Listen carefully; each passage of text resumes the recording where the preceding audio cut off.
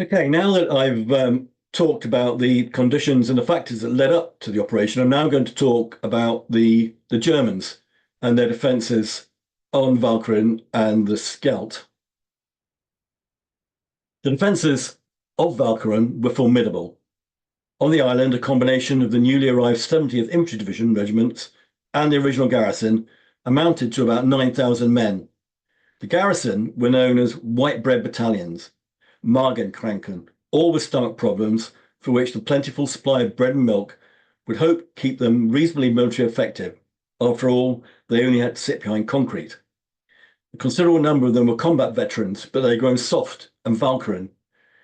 They were also quite old, an average of about 40. The coastal defence batteries were in fixed concrete positions protected by infantry and artillery. The defences were sited to prevent a seaborne attack from the west. The principal batteries, Whiskey 19, Whiskey 17, Whiskey 15, 13, and 11, were coastal batteries. These were manned by Navy and Marines. They were complemented by some batteries which were also able to fire inland, such as the 8-inch guns of Whiskey 17. Inland batteries were sited to fire onto the approaches to the anti-shipping batteries. These batteries were built into the dike and dunes. There were 3 radar units which could support the anti-shipping batteries, and these were priority targets for the RAF. All in all, there were nearly 40 batteries of varying size, which together presented a continuous defensive belt around the island. The island defences were complemented by naval minefields, making the heavily shoaled Scheldt a more difficult obstacle to traverse. Between the 16th of May and the 13th of June 1944, 1,703 contact and ground mines were laid in the Scheldt estuary, and a further 531 in the river approaches to Antwerp. Additionally, there were E-boats and other minor craft to contend with. In the meantime, the bombing program continued, focused on the fixed defences. The tonnage of bombs dropped that dented German morale. Not a great deal of damage was done. Before the operation could be launched, information on the gap and the beaches was required. This was carried out by Keep Force and Tarbrush parties. They made 3 attempts to gain information between the 15th and the 27th of October, each time courting compromise. And very little information was gathered, except that the Germans were very alert. Some of these parties included Royal Marines engineers. Before getting into the detail of 4 Special Service Brigades action, this is the 2 Canadian Corps plan, as at the 1st of November, and it shows all the other operations ongoing. The 5th Canadian Infantry Brigade was on the Walcheren Causeway. 156 Lowland Brigade, or Burns Force, was crossing the Slow Channel. 4 Commando and 155 Lowland Infantry Brigade were to cease flushing, and 4 Special Service Brigade to land at West Capella and destroy the gun batteries. Originally conceived as a separate operation distinct to the West Capella landing, Infatuate 1, it was decided, should take place on the same day as Infatuate 2, and slightly in advance, by about 3 hours. The aim was to seize a lodgement so that 155 Brigade could pass through and seize the rest of the town. Thereafter, the commando would rejoin the brigade for subsequent operations. The assault through Uncle Beach, though risky, was a success, and it achieved complete surprise. Fighting became more intense as the day progressed, but a lodgement was achieved with commando troops at Bexhill and Dover. 155 Brigade passed through on the morning of the 2nd of November after the bunker at Dover surrendered. After a fierce battle, the German HQ was destroyed and the remainder of the town cleared. 4 Commando left that day to rejoin the brigade. And to explanation of the photographs, the top left is Uncle Beach, where 4 Commando came ashore. The top right shows Guy Vorsch, the French troop commander who commanded at Bexhill. And below him and in the marching column with the radio set, Marine Pat Churchill, Vorsch's radio operator, and he, later of the Royal Marine Armoured Support Group. And then the bottom left, prisoners of war, marching past the bunker at Dover.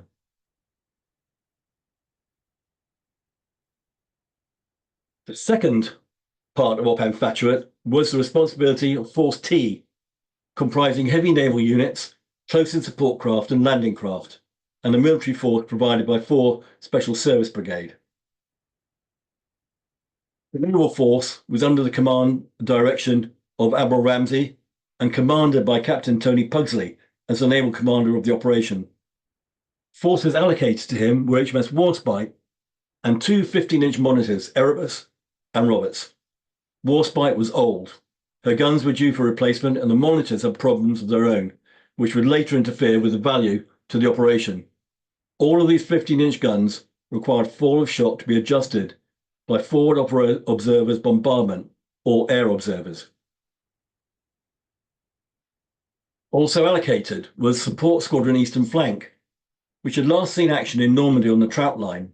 It was commanded by Commander Monkey Seller. SSEF arrived in Ostend on the 12th of October. Seller already knew what was required of his ships because he'd already visited 4 Special Service Brigade when his force was earmarked for the task. The role of SSEF was to provide fire support and draw the fire of the German defenders so that the troop carriers could land. Operational security was tight, but it was an open secret to most civilians and sailors in Ostend what was imminent. 4 Special Service Brigade, commanded by Brigadier Jumbo Lester, was warned off for the operation on the 23rd of September while they were at Dunkirk. Planning started immediately. The 26th, 27th September, the brigade was relieved in place by a brigade from the 51st Highland Division, and it moved to Haan on the Belgian coast for training. On the 30th of September, a conference attended by the Chief Combined Operations, General Laycock, and General Officer Commanding Special Service Group, General Sturgis, and Pugsley, it was ordered that the brigade should prepare for a seaborne landing. The earliest date with suitable tidal conditions was the 1st to 4th November, and then the 14th to the 17th November. Fixing a date was difficult because of the availability of the amphibians, LVTs, otherwise known as buffaloes, and weasels. 14th seemed the most likely date. But by the 21st of October, conditions were reported good for the assault, and both Pugsley and Leicester pressed for the 1st November as the day for both assaults. This was approved, based on the preconditions that 48 hours in advance, conditions remained favourable and bombing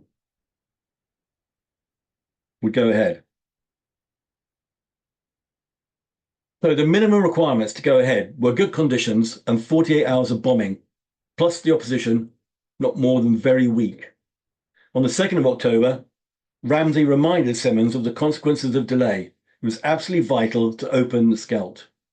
On the 30th of October, the decision to embark or disembark was held at the highest level and the authority of Ramsay and Simmons.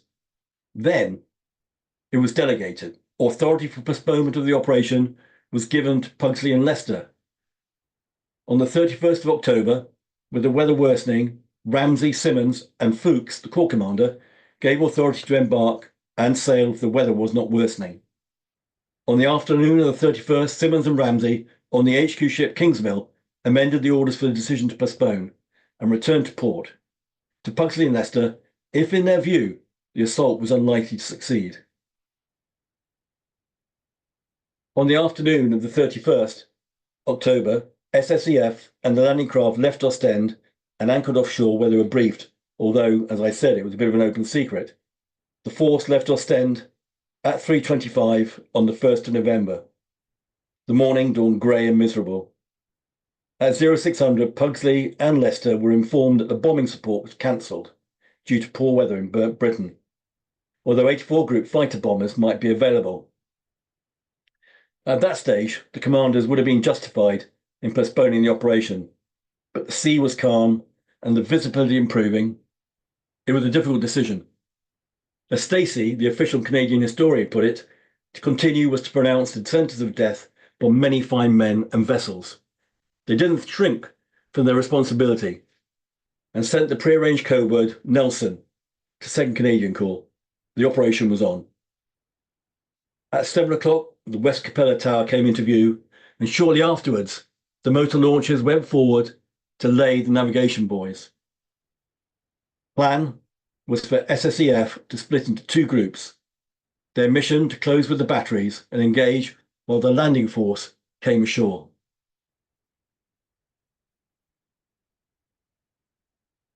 The final deployment was at 8:48. Whiskey 17 was already in action, firing on Flushing, where 4 Commando were in action. The German batteries, Whiskey 13 and 15, opened fire at 3,000 to 4,000 yards range. The LCGL replied, laying their guns using radar fixers. They were ordered in closer by the group commander to observe their fall of shot, which they did with great resolution. LCGLs 1, 2, and 19 closed to within 2,000 yards of Whiskey 15, which was a 3.7 and a 3-inch battery, passing on a northerly track and then reversing course.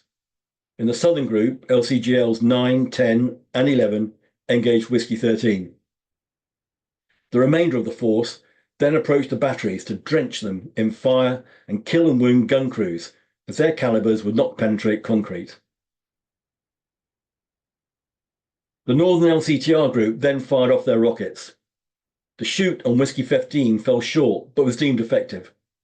The next LCTR, number 378, fired, but her barrage fell short amongst the LCF in the northern group and narrowly missed the LCIS of the first flight of 4-1 Commando. Most of the rounds covered LCG 42 and 2 of the LCF, damaging both. Then LCTR 378 fired short again and was ordered back to Ostend. The LCGM were experimental craft carrying 2 17-pounder guns in turrets, the same gun as the Sherman Firefly tank. Their role was to lead in the first flights of landing craft and beach in front of their target and engage it at point-blank range. LCGM 101 went in north of the gap and 102 south. At H+5, 101 beached about 30 yards from its target, a bunker on the dike. It dropped its kedge, which probably saved it because there was a 6-knot tidal stream running parallel to the beach and a 1 in 10 gradient. 101 continued to fire for 20 minutes until both turrets were out of action from small arms fire and splinters through the trainer and layers sighting ports. As you can see here, there was no penetration of the curtain wall of 101's target. Because she was so close to the dike, only her stern was visible, and this was hit by many rounds of 20mm up to 150mm. She retracted at 10 o'clock and got about 800 yards offshore and then sank by the stern, finally capsizing. Miraculously, there were only 2 killed. 102 was not so lucky. She was lost with no survivors. All of the LCF were heavily engaged south of the gap.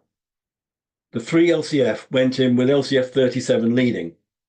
She was hit fore and aft, then shortly afterwards midships, after which the magazine holding 100,000 rounds of 2-pounder and 20mm Oerlikon ammunition exploded. Again, somewhat miraculously, there were 29 survivors. LCF 32 following then engaged along with the LCIS at point-blank range. LCF 32 was then ordered to move north to support the northern shoulder, and she was ordered in to 1,000 yards, and she brought her full armament to bear. As she approached, one of the gun crews called out that he could see the Germans closing their steel shutters. The RM gunnery officer remembered that the 1 in 3 tracer was spectacular as they fired and they continued to Domburg, taking on targets as they went, and finally victualled up the water tower in Domburg as they thought it might be an OP. They then turned away and made it to safety. Now, this has just been a snapshot of the actions of SSDF and the bravery of the crews. 9 craft were sunk, 11 damaged. Only 5 survived undamaged. LCF 32 sank at her moorings in Ostend, so many holes did she have below the waterline. But the human cost was greatest. 20 officers and 152 men killed, and 15 officers and 110 men wounded. But vitally, this sacrifice enabled the landing craft to beach virtually unchallenged by the gun batteries. End.